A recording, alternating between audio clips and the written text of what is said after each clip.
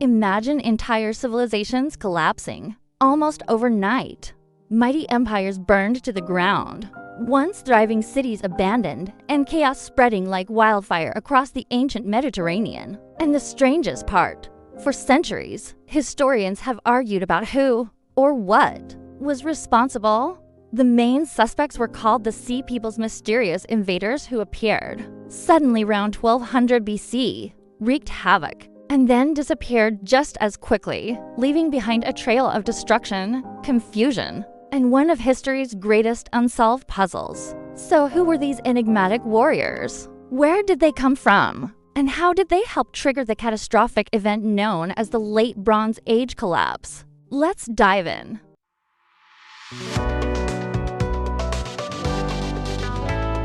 EverCurious, learn what you love.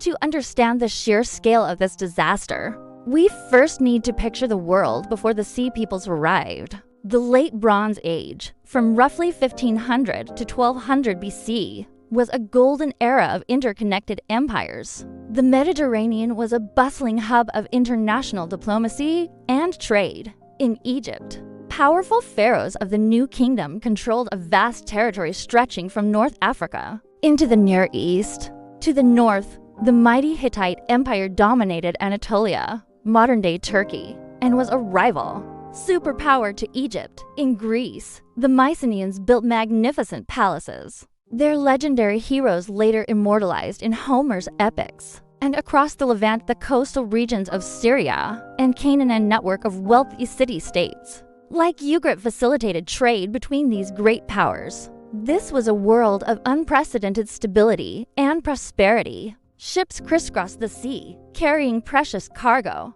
copper from Cyprus, tin from Afghanistan, gold from Egypt, and exotic goods from distant lands. Complex treaties were signed, royal families intermarried, and scribes kept meticulous records of every transaction. It was a globalized world, not unlike our own. But then, starting around 1200 BC, it all came crashing down. One by one, the great centers of civilization began to fall. Palaces were burned, cities were sacked, and vital trade routes were severed. The Hittite capital of Hattusa was destroyed and abandoned. The glorious Mycenaean citadels in Greece fell into ruin, and the rich port city of Ugarit was violently obliterated, its last desperate letters pleading for help. Within a single generation, entire cultures vanished. Literacy was lost in many regions, and the world plunged into a dark age that would last for centuries. And right at the heart of this chaos,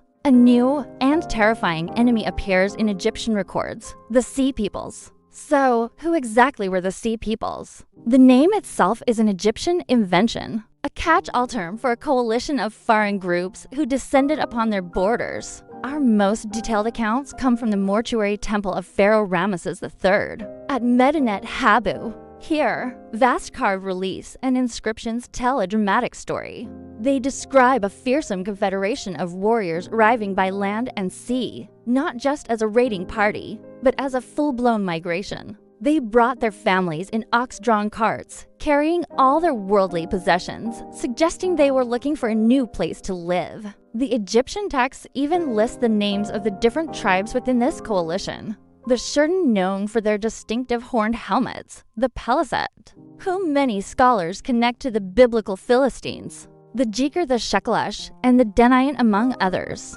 Each group is depicted with unique clothing, weapons, and ships, confirming this was a diverse alliance, not a single unified nation. But here is the central mystery. The Egyptians tell us a lot about what the Sea Peoples did, but almost nothing about where they came from. For decades, archaeologists and historians have debated their origins. Theories point to various locations. Some suggest they were from the Aegean, perhaps displaced Mycenaeans or other Greek-speaking peoples. Others propose they came from Anatolia, fleeing the collapse of the Hittite Empire. A few even look to the Western Mediterranean, like Sicily or Sardinia. The truth is, we just don't know for sure. It's likely they weren't one people, but a collection of different groups, all uprooted and on the move for a common reason. The climax of their story comes with the great invasion of Egypt. According to Ramesses III's inscriptions, The Sea Peoples had already carved a path of destruction through the region. He claims they laid their hands upon the lands as far as the circuit of the earth, destroying the Hittites, Cyprus, and the cities of the Levant. Egypt was the last great power standing, the final prize. Ramesses, anticipating the threat, prepared a massive defense. He fortified the coastlines and set a clever trap in the Nile Delta. The naval battle that followed, immortalized on the walls of Medinet Habu, was one of the most significant in ancient history.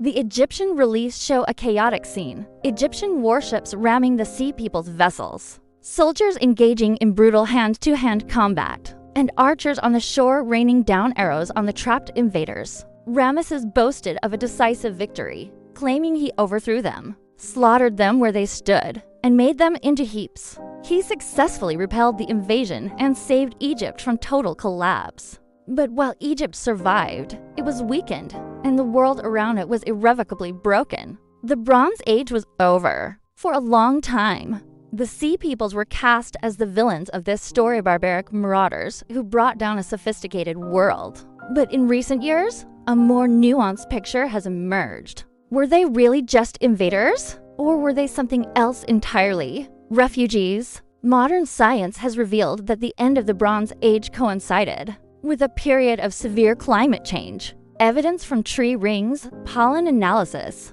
and lake sediments points to a prolonged period of drought and cooling across the Mediterranean and Near East.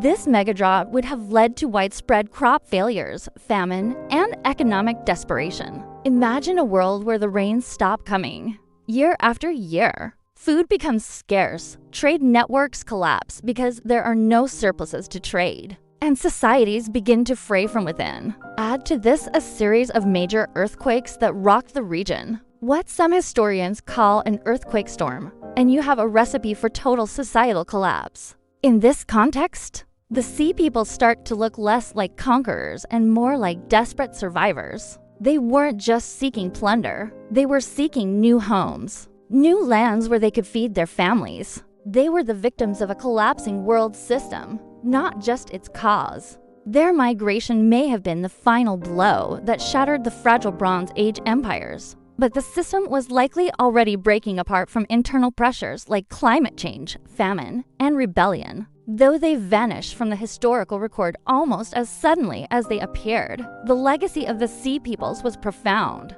Their arrival helped usher in a new era, the Iron Age. The old empires were gone, replaced by smaller, more fragmented kingdoms and city-states. New peoples rose to prominence, like the Phoenicians and the Israelites. In fact, one of the most enduring legacies of the Sea Peoples might be the Philistines. Many scholars believe the Peleset group settled on the coast of Canaan after being defeated by Egypt, becoming the very same Philistines we read about in the Bible. The story of the Sea Peoples is a powerful reminder of how interconnected and fragile civilizations can be. Their mysterious origins and dramatic impact continue to fascinate us, representing a pivotal turning point in human history.